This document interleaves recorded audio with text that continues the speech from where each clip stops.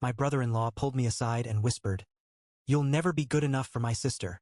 When I laughed, he smiled darkly. "You won't be laughing when she chooses me over you." A week later, my wife packed a suitcase and said, "I need space."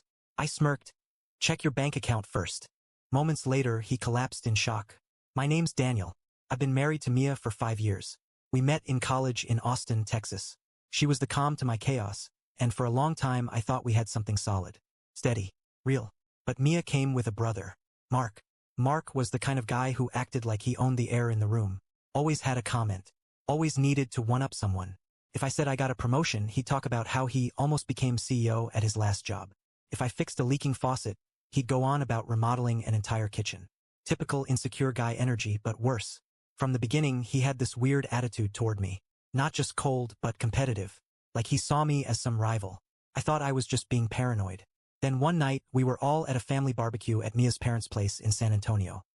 He pulled me aside, beer in hand, and said it with the most smug look I've ever seen. "You'll never be good enough for my sister." I stared at him for a second. Then I laughed. Because honestly, that line sounded like something from a bad movie. But he didn't laugh. "You won't be laughing when she chooses me over you." That got under my skin. What the hell was that supposed to mean? He just walked away. Didn't explain. Didn't look back. And I wish I had taken it seriously right then. I really do. Because what happened next changed everything. Right after that barbecue, Mia changed. Not in a big, obvious way. More like little things at first. She'd stay out later. Started putting passwords on things that didn't have passwords before. She wouldn't talk to me like she used to. Always tired. Always busy. I tried to tell myself it was stress. She just switched departments at work. Maybe she was overwhelmed. But deep down, I knew something was off. Then one night, I caught her texting under the covers. Like a teenager. She didn't see me watching from the bathroom doorway. I didn't confront her. I waited. I'm not proud of what I did next, but I also don't regret it. I installed keylogger software on our shared laptop. Yeah, I know. Invasion of privacy. Sue me. A few days later, I checked the logs. My stomach turned. She was talking to Mark, her own brother. At first, I thought I misread something. The tone, the way they were messaging, it didn't sound like siblings. It wasn't sexual, but it was emotional. Deep. Flirty. Manipulative. He was telling her, "You deserve better. He doesn't see you. Not like I do." And she replied, "Sometimes I wonder what life would be like if I had you instead." I scrolled through message after message of him building her up by tearing me down. I had no idea how long it had been going on, but from the timestamps, it wasn't recent. It was months. He was feeding her pasun day after day, telling her I was cheating, that I didn't love her, that he'd always protect her. Let that sink in. My own brother-in-law was trying to replace me in his sister's life. I played dumb. Didn't say a word. I needed time. First thing I did? Moved all my money out of our joint account. Every dollar. I had a personal account Mia didn't know about. I used it for side gigs and freelance stuff. Transferred every cent. Next, I checked our credit cards. She'd been making weird purchases, transferring small amounts into an account labeled under a new business name. Guess who the business was registered to? Mark. He'd convinced her to slowly funnel money to him in case she needed to leave me suddenly. I took screenshots. Every transaction. Every message. Every late-night text that said, "He's not right for you," or "I'll always be your home." I didn't even cry. I just felt cold. Focused. And then? I started planning. We were supposed to go on a weekend trip to Dallas. Last minute, I told her I had work. She went anyway with Mark. I used that time to get a lawyer. Not just any lawyer. My best friend's wife is a family law attorney, and she is brutal. I gave her everything I had. We drafted divorce papers so airtight Mia could suffocate just reading them. But I wasn't done. I hired a private investigator. Not because I needed more proof, but because I wanted to know everything. Turns out, they weren't just messaging. They were meeting up. Alone. Multiple times. I got photos. Receipts. Logs. I wasn't even surprised anymore. Just ready. Exactly 1 week after the barbecue, Mia stood at the doorway with a suitcase. Her eyes were red. Like she'd been crying for hours. But her face was cold. Empty. "I need space," she said. I nodded. "Okay," I said. "Check your bank account first." She blinked. Pulled out her phone. Her hands started shaking. "Where's the money?" I didn't say a word. I just watched as the reality settled in. And then, Mark walked in. Right into the middle of it. And when he did, he saw her face, pale as paper. My face, calm and unreadable. The tension thick enough to choke someone. He opened his mouth to speak, but before he could, I tossed a manila folder onto the table. All the printouts. All the screenshots. Every shady bank transfer. Every message. Every lie. He froze. Mark reached for the folder with a trembling hand, flipped through a few pages, and then sat down. Hard. He didn't say anything. His mouth just hung open like his brain was trying to catch up. And then his phone buzzed. He pulled it out. Another message from his bank. Account frozen. His jaw moved like he wanted to scream but couldn't find words. I looked at Mia. She was still frozen in place, phone in her hand, breathing shallow. You didn't just cheat, I said. You stole. From our marriage. For him. She didn't deny it. Mark finally muttered something. You can't do this. I already did, I said. So there we were, my wife, her brother, and me all in the same room. Silent. Mia looked like she might pass out. Mark was hunched over the folder, flipping pages like if he kept reading, maybe the ending would change. It wouldn't. I walked into the kitchen, calmly poured myself a glass of water, and waited. I knew what was coming. You froze my accounts? Mark finally said, voice low. Yes. That's illegal. So is identity theft, I replied without turning around. Because here's the twist they didn't see coming. Mark had used my name on some of those transfers. Dumb enough to think no one checks transaction metadata. I had already filed a police report 3 days earlier. Had all the logs ready. I knew what was coming for him before he did. You're bluffing, he muttered. I opened a drawer. Pulled out the letter from the police department. Placed it on the counter. Not a word. Just the sound of paper sliding across wood. He read it. Twice. Then he slammed his fist down. You think this is justice? You ruined her. Your own wife. I turned and stared at him. You were trying to replace me, Mark. You talked to her like she was a girlfriend. You took her money. You used my name to set up bank accounts. You lied to both of us. He looked at Mia. Tell him you still want to leave. Tell him you love me. Mia's eyes filled with tears, but she said nothing. She just dropped her suitcase and sat on the floor like her strings had been cut. I didn't feel sorry for her. Not anymore. Later that night, after they both left, I got a call. Unknown number. I let it go to voicemail. 10 minutes later, my phone pinged. A video. From a burner email. It showed Mark. In a hotel room. With another woman. Not Mia. And in the background? Cash. Stacks of it. The timestamp was 2 weeks ago. So not only was he trying to destroy my marriage, he was scamming other women too. I stared at the screen stunned. Then I realized this wasn't just about love. This was about money. And power. I traced the email. Simple Gmail burner, but I knew what to do. I forwarded it to my lawyer and the private investigator. Asked them to dig. They did. 3 days later I had names. For women. All dating Mark at the same time. 2 of them had also loaned him money. One of them had pressed charges before he'd ghosted her when she asked for it back. Suddenly this wasn't a family issue. This was a pattern. A predator. When I told Mia's parents, they didn't believe me. Until I showed them the folder. Then the police report. Then the video. Her father turned pale. Her mother cried. They kicked Mark out of the family home that night. Changed the locks. Blocked his number. Mia stayed with a friend. I moved back into the house. My house. I paid for it. But the quiet was heavy. Unnatural. Like the place still held her voice. And then came the second twist. 3 days after Mark got kicked out, Mia came back. Unannounced. She looked different. Like she hadn't slept in days. Makeup smeared. Clothes wrinkled. Hair a mess. I need to talk, she said. I let her in. Sat across from her, arms folded. I didn't know, she said quietly. Didn't know what? About the other women. About the money. About him using your name. I swear. I wanted to believe her. Part of me did. But before I could say anything, she said something that nearly knocked me over. I think I'm pregnant. I stared at her. She didn't cry. Didn't look away. Just let those words hang in the air. It's his. I don't know. That was it. That one sentence tore down whatever was left standing between us. Then get a test, I said. She nodded. Didn't fight. Didn't ask to stay. Just stood up and walked out. That night, I sat alone in the house, watching old videos on my phone. Mia laughing in the kitchen. Mark cheering at some sports game, drink in hand. Me. In the middle of both. And all I could think was, how long had this been fake? That was the real betrayal. Not just the messages. Not just the money. But the time. The years. The trust. I thought I had hit the bottom. But I was wrong. Because the next day, Mark tried to sue me. So, yeah, he tried to sue me. Let that sink in. Mark, my brother-in-law, who had tried to steal my wife, my money, and my life, thought he could drag me into court. What for? Defamation. Yep. According to his lawyer, a sketchy dude who literally ran ads on Craigslist, I had intentionally damaged his reputation by sharing private messages and leaking personal material to his employers and friends. Except, I hadn't. Yet. All I'd done was report the fraudulent banking activity tied to my own name. I hadn't said a single word to anyone outside the family and the police. But Mark? He thought striking first would scare me. He thought wrong. What Mark didn't know was that I already had a real lawyer, a good one, and she had been building a case of her own. The thing about people like Mark is they leave trails. He left so many emails. Voice notes. Bank records. One of the other women he'd scammed came forward when she found out he'd tried to sue me.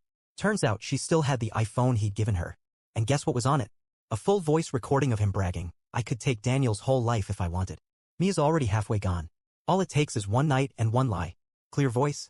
His face in the selfie video. Same room from the hotel video. We submitted it into evidence. Mark never saw it coming. What really broke everything open was something even I didn't expect.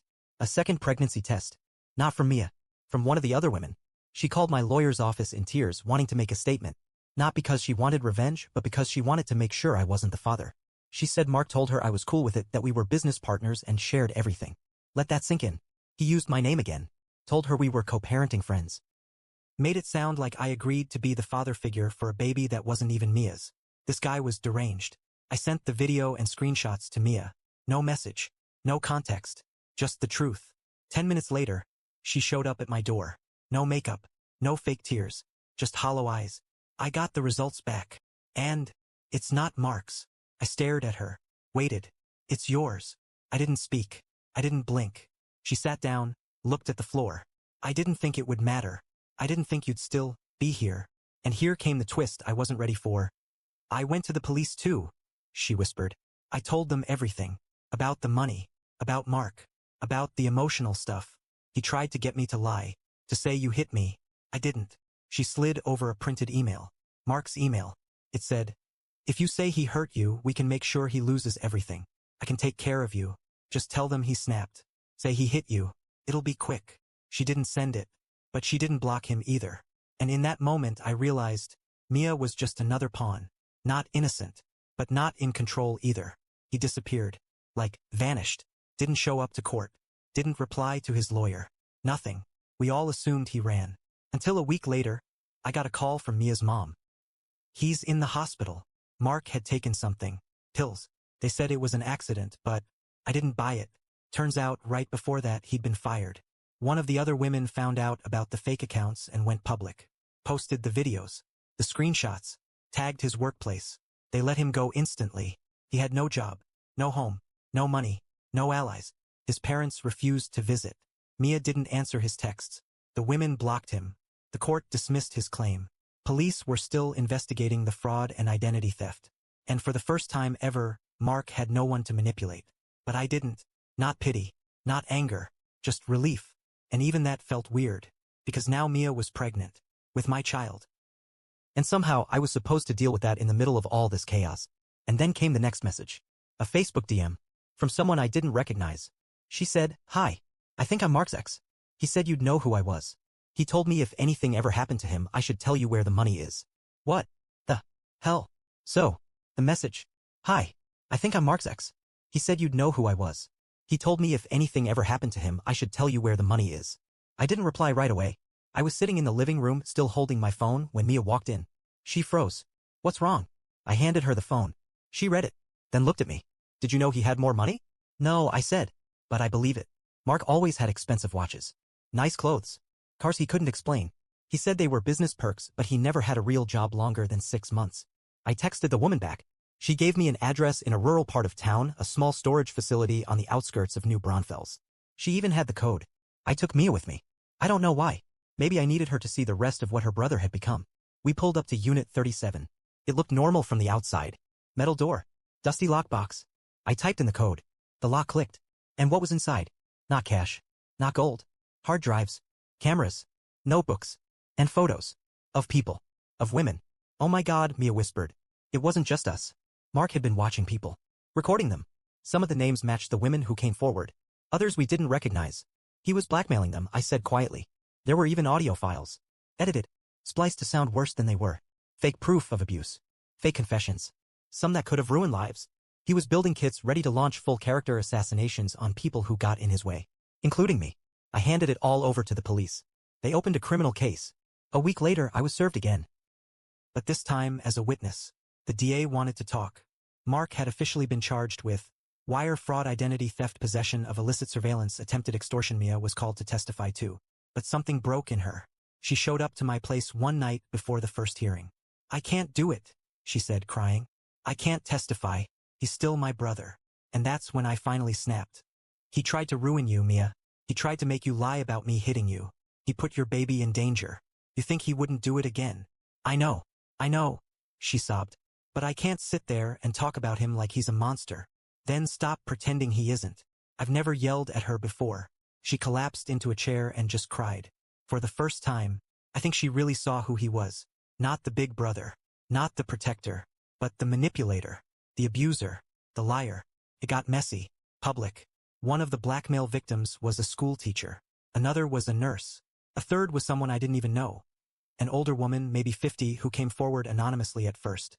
The judge ordered psychiatric evaluation. Mark failed it. His lawyer quit midway through pretrial. The court gave him a public defender. The entire time, Mark wouldn't look at me. But during one session, they played a voice recording. One I hadn't heard before. Daniel thinks he's so smart. He thinks he won. But wait till Mia picks me. She always did. She always will. He laughed in the audio. It's only a matter of time. Everyone in the courtroom was silent. Mia walked out mid-session. She didn't return. Mark took a plea deal. He's in prison now. 4 years minimum with probation afterward. He still sends letters to Mia. She doesn't open them. I kept mine. Not because I care what he says, but because I want to remember. A healthy baby girl. I was in the room. Yes, the baby's mine. Yes, I signed the birth certificate. No, we're not together. Mia lives in her own apartment now. She's doing therapy. She finally blocked Mark's number and email. We talk often. We co-parent. It's complicated, but it's honest now. There are no secrets. Before Mark went to prison, I visited him once. He was in an orange jumpsuit. Shackled. He smirked when he saw me. She chose you, he said. But she'll always remember me. I leaned in. Good. Let her remember. Let her remember what she almost became. I stood up. You didn't just lose her. You lost everyone. Your family. Your name. Your power. He said nothing. Just stared. That was the last time I saw him. Sometimes people break. But Mark? He chose this. Every lie. Every betrayal. He didn't just step over the line, he burned the whole thing behind him. Mia made mistakes. Huge ones. But she didn't destroy people. He did. I'm not sure I'll ever forgive her completely. And she's okay with that. She said so herself, if you can't forgive me, at least let me earn peace. She's doing that. And me? I'm raising a daughter now. And one day, when she's old enough, I'll tell her this story. Not because I want her to know the pain, but because I want her to see what strength looks like. Not rage. Not revenge. Truth. Because truth? That's what brought everything down. Sometimes revenge doesn't look like fire and destruction. Sometimes it looks like a courtroom, a quiet apartment, a healthy baby, and a man who finally gets to sleep at night.